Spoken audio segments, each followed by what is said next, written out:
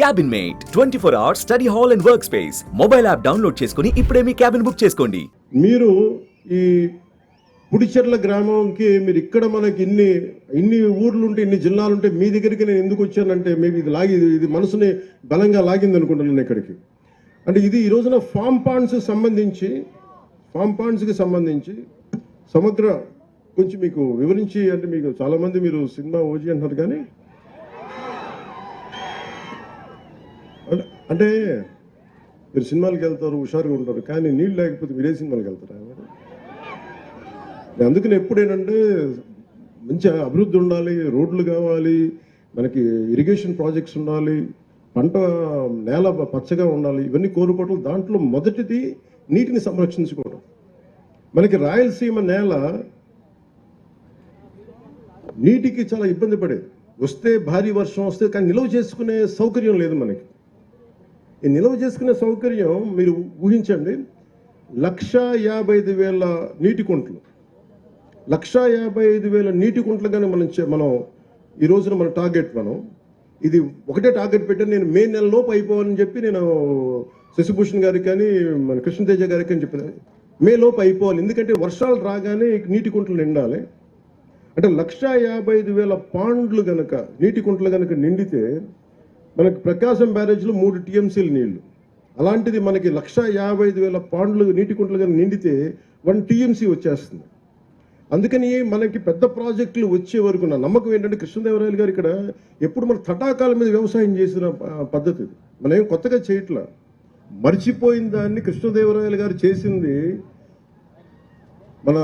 అంటే ఇది రాయలసీమ కాదు, ఇది రత్నాలసీమ. అలాంటి రత్నాలసీమ రావాలి, మళ్ళీ రత్నాలు ఇక్కడ అంటే అంత బలంగా ఉండాలి. ఇక్కడ అభివృద్ధి కొందరికే కాదు, అందరికీ కావాలి. అందుకే ఎకరం 30 సెంట్లు ఉన్న రాజన్న గారికి కూడా ఇది ఎందుకు పెట్టామంటే, ఇది ఆయన బాగుండాలి. కేవలం 30-40 ఎకరాలు ఇంకా పై వాళ్ళు పెద్దోళ్ళు కాకుండా అందరూ బాగుండాలనే ఉద్దేశంతో ఈ ఫామ్ పాండ్, దీంట్లో ఈ 1,55,000 పాండ్లు మనం ఎప్పుడైపోతాయి sir? We're targeting before May. What is the timeline? End of May. అంటే మే నెలాఖరులో ఇది అయిపోయేలాగా. ఎందుకంటే మనం ఎందుకు ఇంత బలంగా చెప్పగలనంటే, ఒకటే రోజున మనం గ్రామ పంచాయతీలో గ్రామ సభలు నిర్వహించాం. 13,326 పంచాయతీలు గ్రామ సభలు నిర్వహించగలిగామంటే మనకి సత్తా ఉంది, పనిచేసే అధికారుల యంత్రాంగం ఉంది. కానీ వాళ్ళకి పని చెప్పడానికి దిశానిర్దేశం చేసే ఏ స్వార్థం లేని వ్యక్తులు కావాలి.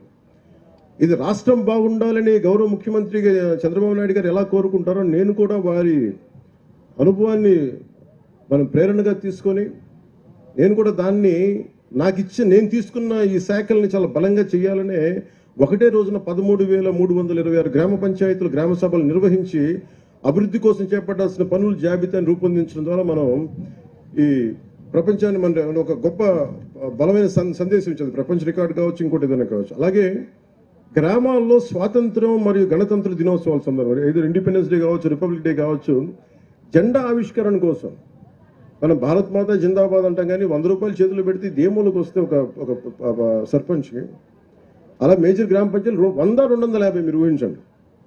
అంటే ఇన్ని సంవత్సరాలు గత ప్రభుత్వంలో ఆయన ఉన్న వారు 100 కాదు 250 కూడా చేయలేకపోయారు ఒక్కొక్క మైనర్ గ్రామ పంచాయతీకి. మేజర్ గ్రామ పంచాయతీ 250, 30 సంవత్సరాలు 40 సంవత్సరాల నుంచి అలాగే ఉంటే, నారా చంద్రబాబు నాయుడు గారి ఆధ్వర్యంలో వారి నాయకత్వంలో వచ్చిన మన ప్రభుత్వం 100 నుంచి గ్రామ పంచాయతీలు కేవలం జెండా పండుగ చేయడానికి 100 రూపాయలని 10,000 పెంచాం. అలాగే 250 రూపాయలని 25,000కి పెంచాం. ఎన్ని ఇంతలు పెరిగిందో మీరు దయచేసి దీన్ని ఆలోచించండి.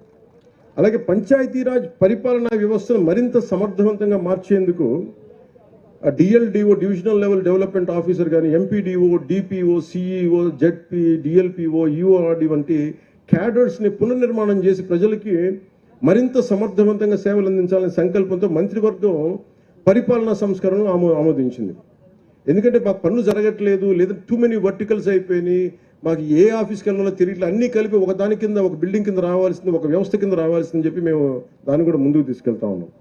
అలాగే మహాత్మా గాంధీ జాతీయ ఉపాధి హామీ పథకం గ్రామీణ ప్రజల జీవితాన్ని మెరుగుపరిచేందుకు, ఎందుకంటే మనకు 70% గ్రామాలు మన రాష్ట్రంలో రాష్ట్రంలో 57.92 లక్షల కుటుంబాలకు చెందిన 97.44 లక్షల మంది ఉపాధి కూలీలకి వారి స్వగ్రామాల్లోనే సొంత గ్రామాల్లోనే ఉపాధి కల్పించగలిగాం.